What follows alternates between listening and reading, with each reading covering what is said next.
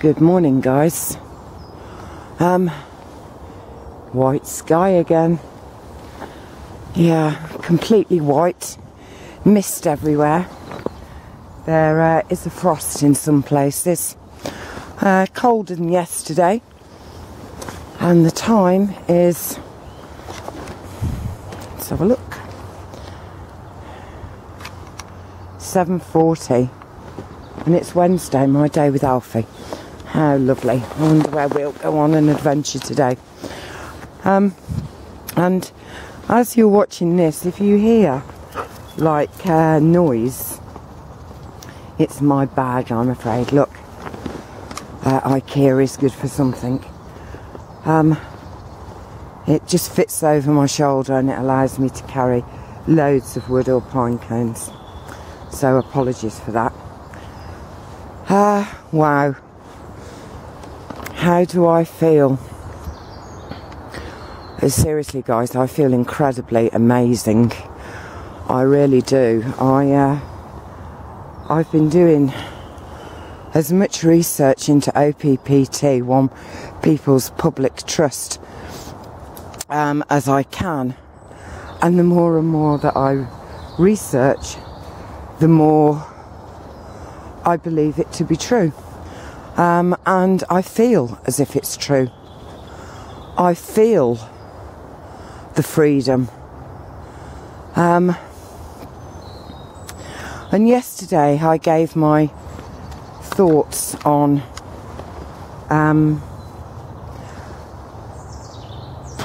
punishment, really. And David Icke, well, it's Einstein actually who says it. But David Icke uses this phrase so much in his talks, and it is: a problem cannot be solved by the same level of consciousness that created it. And sometimes we need to take baby steps, but sometimes we need to understand that we have been programmed to believe most of what we've been told for most of our lives.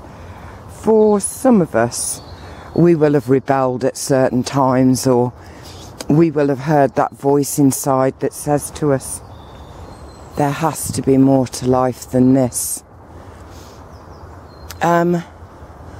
And it's not really this that we're talking about. This is the more to life.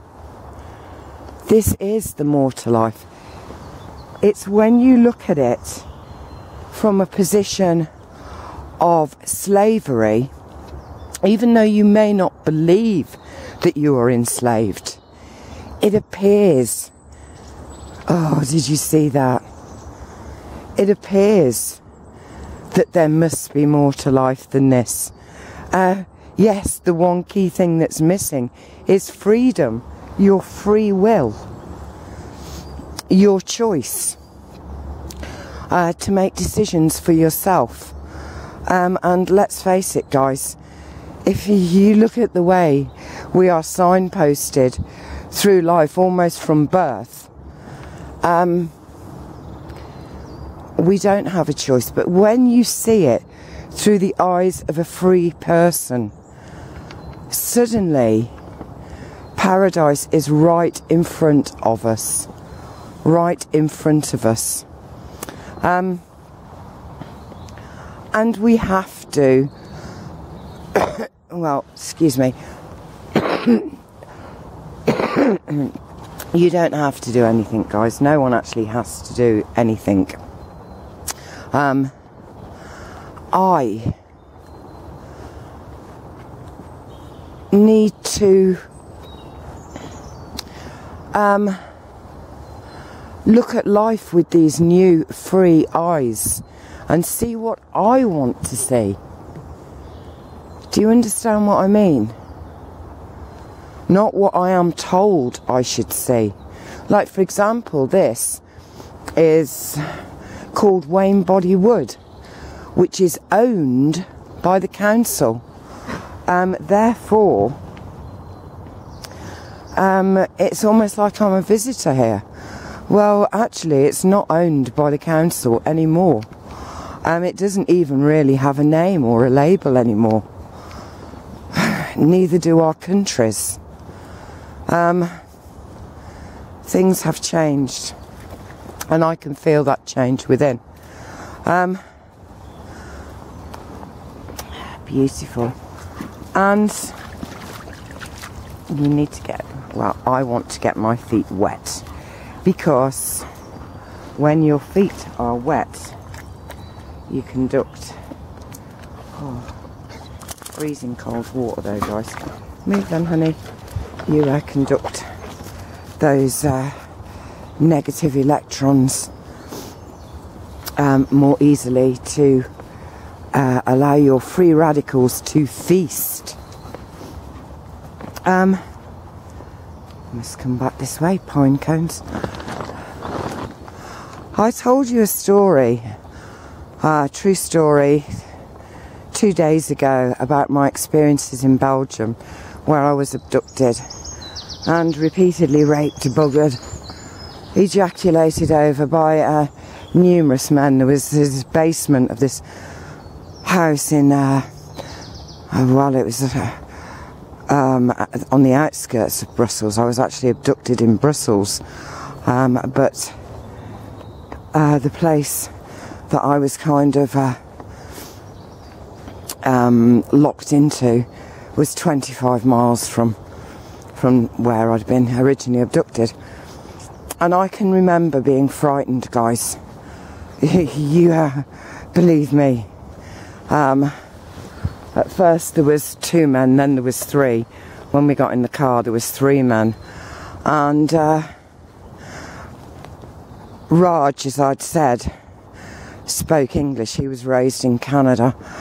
And I had conversations with him. The other guys, I think they were speaking Bangladeshi. And everything had to be translated through Raj. And I remember reading a book a long time ago by a girl. And this girl, Beverly, her name was, had been abducted by a man who dug a pit in his house, I think it was. And she went into this. And he kept her captive there. And the one thing she kept doing all the time was saying, I am a human being, and getting him to say her name when he called her it or thing. She would give her name. She would speak out about her family, her dreams. And when that book came out, I read it, but I wondered why I had bought it. But I'm telling you now, that book helped me so much during my own captivity. And I believe helped me to actually get out. Now, I was terrified. You know, things are being said. You don't understand what's being said. You're taken to this place. You have to take off your shoes. One of mine was, they were terrible anyway. The heel had broken. But they're left by inside like in a lobby way with a lot of other shoes. And you know, when I was taken down to this basement, in fact, I actually took myself downstairs because you know, you're so scared. You're thinking, I have to get out of here. I have to get out of here. You know, what can I do? What can I do? And I asked for the toilet, and unfortunately, the toilet was taking me downstairs. There was no window, as I'd imagined in my mind, of a toilet with a window, like in all the great movies. There wasn't one. And as I went down these stairs, I was aware of noise, and the noise got louder. And there was actually 2 or 3 rooms downstairs in this basement, this cellar of this old house, terraced house. And as soon as I came out that door, I tried to stay in that toilet as long as possible. But eventually the door was just pulled open. There was no lock on it. And I was taken to this room with a big green door and lots of bolts and and inside there were two like a bed settee, and yeah, I think the other was a bed settee as well. And this window that was so high up by the ceiling with bars on it, and grime, so much grime on the outside you couldn't see. And in the next room there was lots of noise, lots of men's voices. I didn't know how many. It sounded like 20 or 30. It could have been 5, it could have been hundreds. I know it wasn't 5 because I was raped by a lot more than 5 men.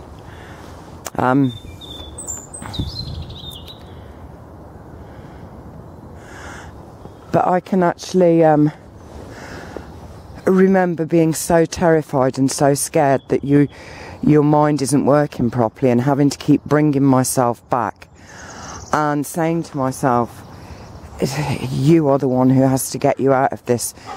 You know, this is not kind of oh yeah, we're going to do this to you and then we're going to let you go. No, this is a major problem. And I kept doing what the girl in this book had done with Raj, who was the one who could speak English. But there came a point where all the fear goes, and I think that's when you're at your most desperate. You feel like there is no hope, and you're either going to give in to it and scream and squeal. I didn't scream and I didn't squeal. I didn't want that kind of energy, and I certainly didn't want to excite anybody further, if you know what I mean. These poor people who need to have the screams of others to feel powerful and be able to ejaculate.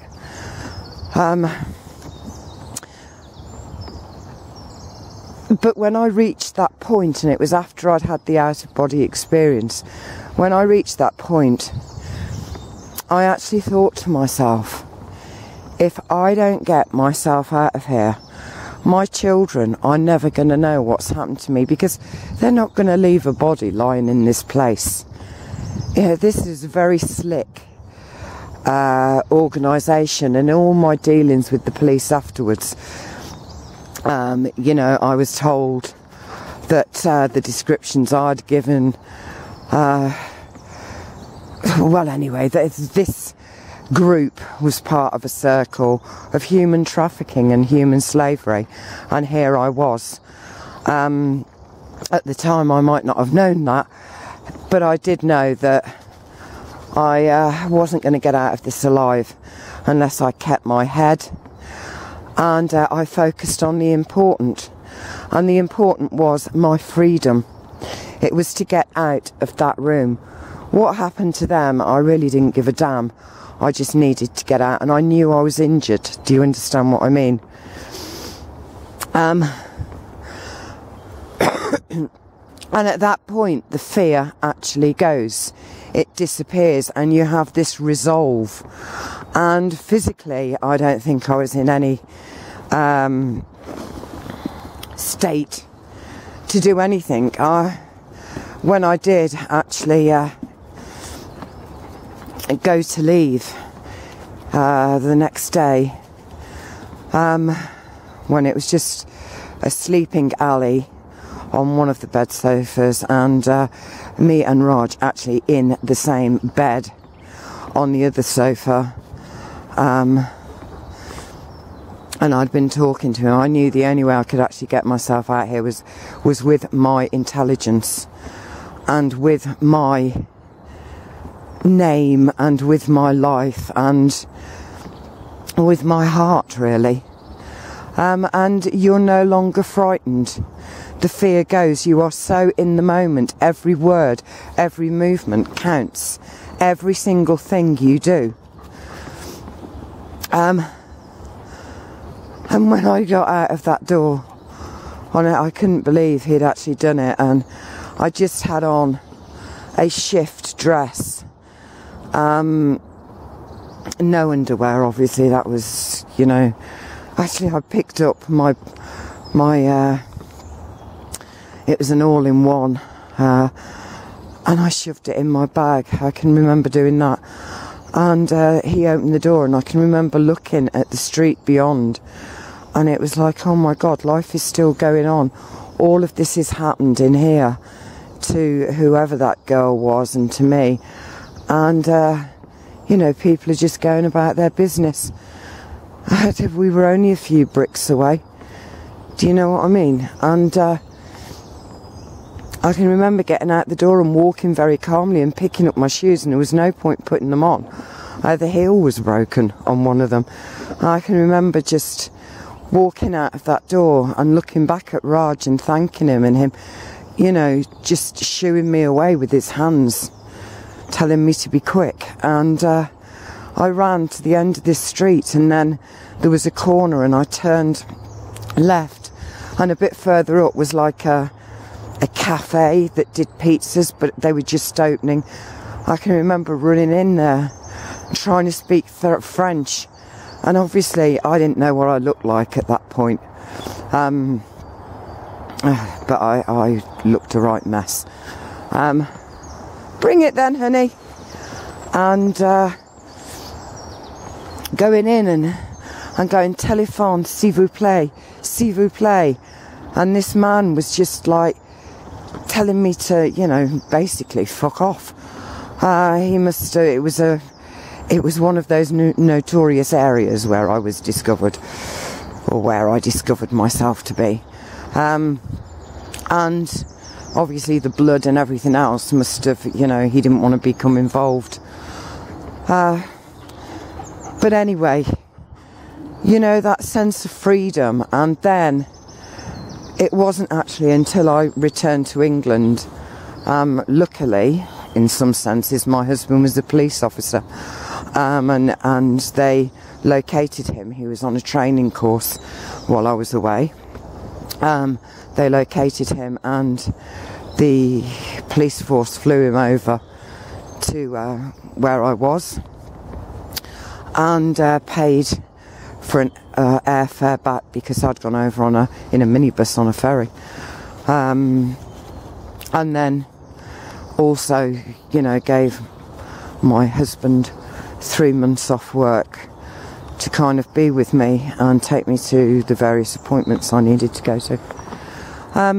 But what I'm saying is, you're in a point of fear when you don't really know what's going on. But once you realise, and for me it was, I ain't going to get out of here. So, you know, there is nothing more to fear. Do you understand what I mean? Or I either allow that to happen, or I actually do something to change that. And I did something to change it. I'm not going to go into that now, because it's, well, I actually wrote about it. I wrote a whole book. It was my counselling session for me. The only thing that really worked and got me well again, apart from the allotment. But what I'm trying to say is, I feel like I'm in that position now. You realise that you've been so fearful because you've not really known what is going on. You know something isn't right. You know that there's more to life than this. But you don't know how it's all being done. And then when you get to a point where you suddenly start to see, the fear disappears, because what we are into then is survival. And there is no greater catalyst for change than that. And that is the point we are at. And because I no longer fear, I just want to get on with my life. I just want to do things with my life. I want to enjoy this freedom. 55 years now I've been in servitude and slavery, confused, incomplete, and not really known why. I now feel differently. And yes, it's going to take time. It's going to take time for this to filter through the systems. But I'm checking out whether I have to pay my mortgage, because if all corporations are gone, then I don't have to, and I'm not done well going to. You know what I mean? But guys, we need to get this word out as quickly as we can, and we need to allay people's fears. And we need to alert them to what has been going on. But we also need to say that you are now free. And our own level of consciousness changes with that. Nothing will remain the same. And I think that's got to be something to look forward to.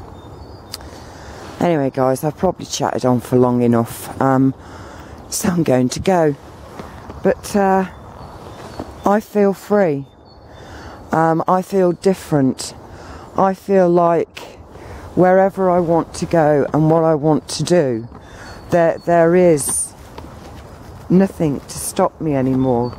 The Creator and I have a pact, and we always did have. I just wasn't so fully aware of it, and didn't realise just how hijacked it had become. So I think we need to think about the systems and the life that we have in place now, because it won't remain like that. It has to change. It has to change. You can't carry on playing the same game with the same pieces on the same board and expect it to be different than a competition between us and them, or white versus black, as in chess pieces. Anyway, I'm here with loads of pine cones, so I'm going to start my collection now and just enjoy my barefoot. I'm ordering a grounding, earthing bed pad today, because I think we need to get rid of, or take responsibility for ourselves and do as much as we can to bring ourselves to our full senses in every sense of the word, and I think that that will help. So when it comes and I get it, I will do a video and let you know how it goes. Okay guys, keep looking up, because it's the only way to look, and go beyond that fear. Go beyond that fear. The people who have orchestrated this, they don't sound like the kind of beings or entities that are going to fall at the last hurdle. And I think, in fact, the last hurdle has already been jumped successfully. So, you know, don't worry. And we're all in this together, and it's all about courtesy notices. And soon there won't even be a need for them. Okay, guys. Love you all. From my feet, from Ebby, who's over there, and Honey, who's right there, and a whole host of birdies. It's goodbye. Remember, enjoy life, live it. And seriously, that's taken on much more meaning for me now. You hear the rain? Hear it? Wonderful, I love rain. Okay, bye guys. Bye.